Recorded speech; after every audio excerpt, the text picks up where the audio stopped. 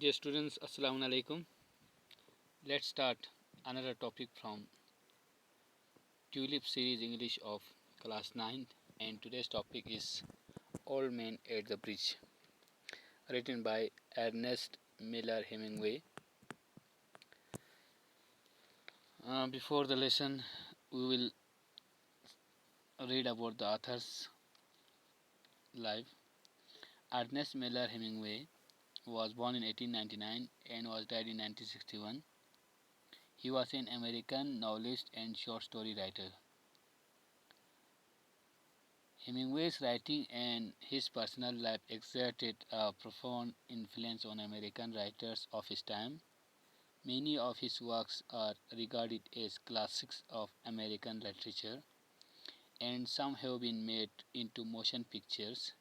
His important works include The Sun Also Rises 1926, A Farewell to Arms 1929, For Whom the Bell Tolls 1940, The Old Man and the Sea 1952.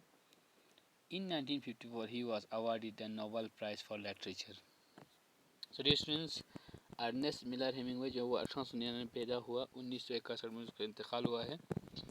वो एक American novel लिखने वाला, short story लिखने वाला मुसन्निफ था। Hemingway की writing ने, उसकी जो लिखी हुई उसकी जो राइटिंग्स ने और ख़ासकर उसके ज़ाती ज़िंदगी ने अपने ज़माने के बहुत सारे अमेरिकन राइटर्स को मुतासिर किया है।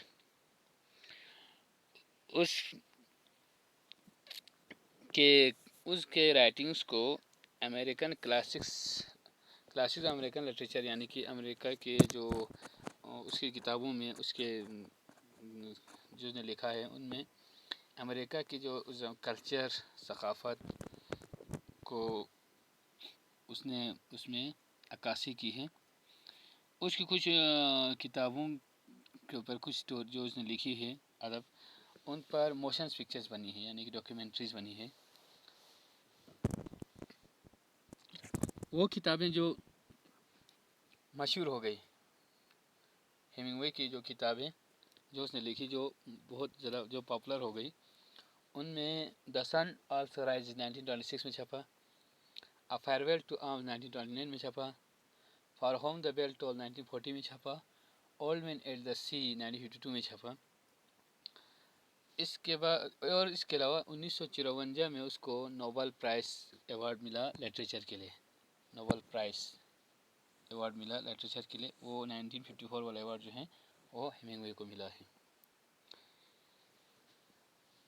कहते हैं कि after graduation from high school in 1917 he become a reporter for the Kansas city star, but he left his job within a few months to serve as a volunteer ambulance driver in Italy during the World War I 1914 to 1918। कहते हैं कि 1917 में अपना graduation करने के बाद वो Kansas city star के लिए राइटर का काम, रिपोर्टर का काम करने लगा। वहाँ पे कुछ अर्सा गुजारने के बाद, कुछ ही महीनों के बाद ये नौकरी छोड़कर वो वॉलंटियरली एम्बुलेंस ड्राइवर का काम करने चला गया वर्ल्ड वार फर्स्ट के दौरान। यानी कि वर्ल्ड वार फर्स्ट के दौरान वो एक एम्बुलेंस ड्राइवर के तौर पर जंग में अपना खिदमत अंजाम देने के लिए चला गया। 1914 से 1918 तक जो वर्ल्ड वार फर्स्ट हुई उस दौरान। He later shift to Italian infantry and was severely wounded. इसके बाद वो इटालियन इन्फेंट्री में शामिल हुआ जहाँ वो बुरी तरह जख्मी हुआ। After the war he served as a correspondent for the Toronto Star and then settled in Paris। इसके बाद जब जंग ख़त्म हो गई, वर्ल्ड वार ख़त्म हुआ, तो वो टोरंटो स्टार्स के लिए कॉरेस्पॉन्डेंट का काम करने लगा, रिपोर्टर का काम करने लगा और पेरिस में आके बस गया। In World War second 1939 to 1945, इसके बाद 1939 से 1945 तक जो सेकंड वर्ल्ड वार चली, उस दौरान he again was a correspondent and later a reporter for the United States First Army। तो वो फिर से कॉरेस्पॉन्डेंट का काम करने लगी और वहाँ पे यूनाइटेड स्टेट फर्स्ट आर्मी के लिए वो रिपोर्टर का काम करने लगा जंग के दौरान। दो he was not a soldier he participate in several battles. हालांकि वो कोई सिपाही तो नहीं था, लेकिन उसने बहुत सारे जंगों में हिस्सा लिया। अब आपके सबक में जो है, how do war change our lifes, our mind and our daily routines. जंग किस तरह हमारे जहन पे असर डालता है, हमारे डेली रूटीन्स को मुतासिर करता है। Read the story and find out how war disturb everything and make us anxious and panicky. इस कहानी को पढ़कर मालूम करो कि जंग किस तरह हमें परेशान और खौफ में मुब्तला कर देता है। तो स्टोरी स्टार्ट करते हैं। An old man with steel-rimmed spectacles and very dusty clothes sat by the side of the road. एक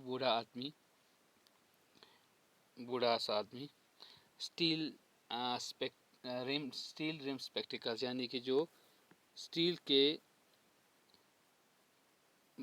फ्रेम लगा हुआ राउंड शेप का एक चश्मा, जहाँ पे चश्मा जो जिसके राउंड में स्टील का जो फ्रेम होता है, ऐसा एक चश्मा पहना हुआ बूढ़ा सा एक आदमी कपड़ों पर धूल लगी हुई सड़क के किनारे बैठा हुआ है।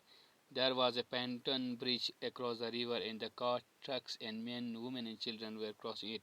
और दरिया के आर पार एक पेंटन ब्रिज लगी हुई है, एक पुल जो पानी के ऊपर झूलता हुआ एक पुल होता है, जो उबड़ खाबड़ से एक पुल होता है, दरिया को अबूर करने के लिए लगाया जाता है, पेंटन ब्रिज कहते हैं। तो कहते हैं उस पेंटन ब्रिज पर से बैलगाड़ियाँ, ट्रक्स, आदमी, औरतें, बच्चे सब क्रॉस कर रहे थे। The mule-drawn carts staggered up the steep hang from the bridge which soldiers helped me to push against the spoke of the wheels.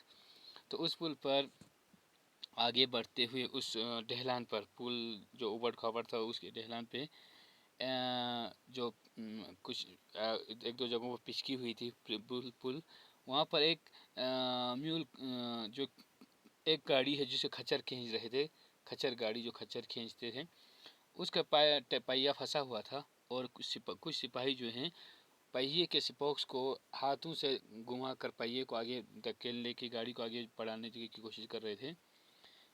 The trucks ground up and away heading out of it all. इसके बाद वो गाड़ी जब आगे निकल गई, इसके पीछे तमाम गाड़ियाँ, ट्रक्स वगैरह सब जो हैं वो आगे पुल पार करके निकल गया। The peasant plodded along in the ankle-deep dust.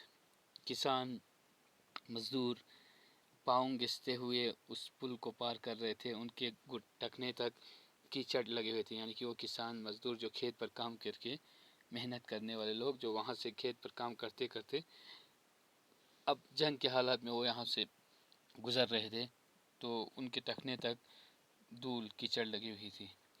But the old man sat there without moving. He was too tired to go any further. लेकिन बूढ़ा आदमी अभी भी वहाँ पे बैठा हुआ है, बिल्कुल वो थका हुआ है और आगे बढ़ने का हिम्मत नहीं, वो वहीं पे रुका हुआ है। It was my business to cross the bridge, explore the bridgehead beyond and find out to what point the enemy had advanced. अब जो अथर हैं वो इन्हीं फौज में से एक शख्स है, वो कहते हैं कि अब ये मेरा ड्यूटी था, मेरी जिम्मेवारी थी कि मैं पुल पार जाके दूसरी तरफ पे नज़र मार के आऊँ, यानी कि वहाँ देख के आऊँ कि दुश्मन कहाँ तक पहुँचे हैं। I did this and return over the bridge. मैं जल्दी से गया, मैंने दुश्मन के नज़र किया और वहाँ पर देख कर जल्दी वापस आया। There were not so many cars now and very few people on foot. जब मैं वापस आया तो पुल पर अब इतने सारे लोग नहीं थे, गाड़ियाँ सब गुजर चुके थे, अब कुछ लोग ही पैदल चल रहे थे। But the old man was still there, लेकिन बूढ़ा आदमी अभी भी वहीं पे बैठा हुआ था। Where do you come from, I asked him. मैंने उनसे पूछा बूढ़े आदमी से कि आप कहाँ से आए हैं। सो डियर स्टूडेंट्स, आज के क्लिप में हम इतना ही कर लेते हैं, बाकी हम नेक्स्ट क्लिप में करेंगे। Thank you.